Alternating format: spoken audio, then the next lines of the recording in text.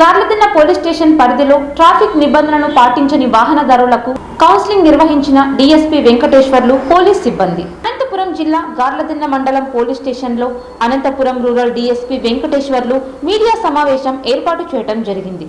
ఈ సందర్భంగా Anantapuram rural DSP Venkateswarlu మాట్లాడుతూ ట్రాఫిక్ నిబంధనలను పాటించకుండా ఫేక్ నేమ్ బోర్డులను పెట్టుకుని వాహనాలు నడుపుతున్న వారు వాహన నిబంధనలు సరిగా పాటించి వారిని వాహన తనిఖీ నిర్వహించి అందులో భాగంగా 6 బైక్లను అదుపులోకి తీసుకుని వాహనదారులందరికీ కూడా కౌన్సిలింగ్ నిర్వహించడం జరిగిందని రూరల్ డీఎస్పీ వెంకటేశ్వర్లు మీడియాకు వివరాలను వెల్లడించారు. ఈ మీడియా సమావేశంలో సింగనమల సీఏ కౌలుట్లయ్య, గార్లదిన్న ఎస్ఐ ఎండి భాష, ఎస్ గౌస్ పాల్గొన్నారు.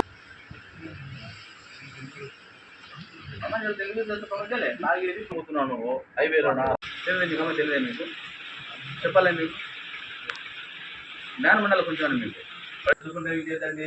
తర్వాత టీచర్స్ నడపదండి బండి, మీరు లెఫ్ట్ సైడ్ పోతున్నాడు, మీరు చెప్తూనే ఉంటాం కదా. చనిపోతున్నాం, మీకు ఏమైనా నష్టం కదా చెప్పండి, మీకు ఏమైనా నష్టం కదా. భార్య ఉంటే భార్య పిల్లలు నష్టము, తల్లిదండ్రులు ముసలి ఉంటారు వాళ్ళకి నష్టము, అవునా కదా.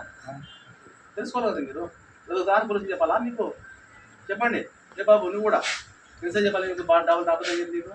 అదేవిధంగా ఒక వెహికల్ ఇది వచ్చేసి ప్రైవేట్ ట్రావెల్స్, ఇది ఈ పోలీస్ బోర్డు పెట్టుకొని పోతున్నాడు. ఆల్రెడీ నుండి వచ్చారంటే వీళ్ళు, ఇది ఆల్రెడీ పోతున్న పోలీస్ పోతున్నా. అదేవిధంగా 2 మోటార్ సైకిళ్ళు, అదేవిధంగా ఒక పొలిలో రాంగ్ రూట్లో వస్తున్నారు వీళ్ళు. ఈ హైవేలో రాంగ్ రూట్ వచ్చి చాలా ప్రమాదకరం అని చెప్పి అందరూ తెలిసే విషయం అది. అయినప్పటికీ వీళ్ళు అజాగ్రత్తగా పోవడము, రాంగ్ రూట్లో పోవడము, అజాగ్రత్తగా ఏదైనప్పటికీ వాడు పోలీసుల పని కాదు ఇది. వాడు ప్రైవేట్ ట్రావెల్స్ వీళ్ళు.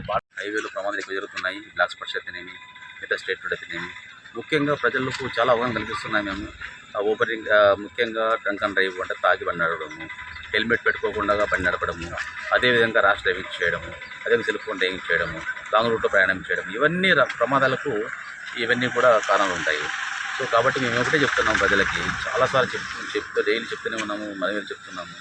మీరు కొన్ని జాగ్రత్తలు పాటిస్తే హెల్మెట్ పెట్టుకోవడము, ఆ సెల్ ఫోన్లో మాట్లాడుకుని డ్రైవింగ్ చేయకపోవడము, అదేవిధంగా ర్యాష్ కాకుండా స్లోగా పోవడము.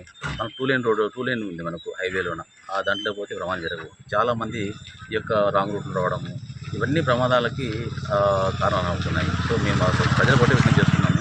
మేము చాలాసార్లు అవగాహన కల్పిస్తూనే ఉన్నాము.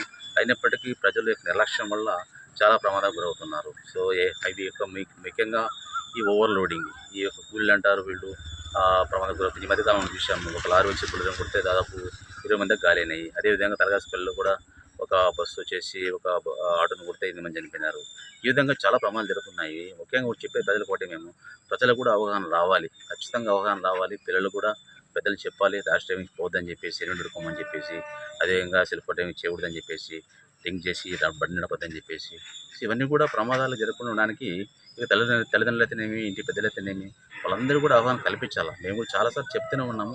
అయినప్పటికీ వీళ్ళు నిర్లక్ష్యం వల్ల ప్రమాదాలు జరుగుతున్నాయి. కాబట్టి ఇప్పటి నుంచి కూడా ఏమాత్రం మేము ఉపేక్షించేది లేదు.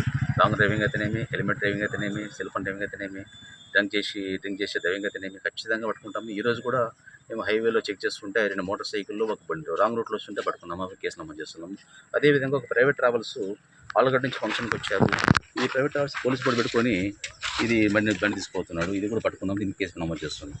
సో ఈ విధంగా చాలామంది ఈ యొక్క పోలీస్ కాకపోయినా పోలీసులు పెట్టుకోవడము, అతను ప్రెస్ కాకపోయినా ప్రెస్ పెట్టుకోవడము, ఇవన్నీ కొంతమంది అంటే వాళ్ళు మేము పోలీసులు పెట్టుకుంటే ఎవరు పట్టుకోరు కదా పోలీసులు అని చెప్పి ఉద్దేశంతో పోతుంటారు. వాళ్ళని తనిఖీ చేసి మేము కేసు నమోదు చేస్తాము. సో కాబట్టి ముఖ్యంగా మాకు పోలీస్ తరఫున కోరేది ఏంటంటే, ఈ యొక్క ట్రాఫిక్ అవగాహన మీద ప్రతి ఒక్కరు కూడా అవగాహన కల్పించుకున్న ఈ యొక్క ఈ ప్రమాదాలు జరగకుండా ఉండడానికి ప్రతి ఒక్కరు కూడా సహకరించాలని చెప్పి కోరుకుంటున్నాను. Thank you.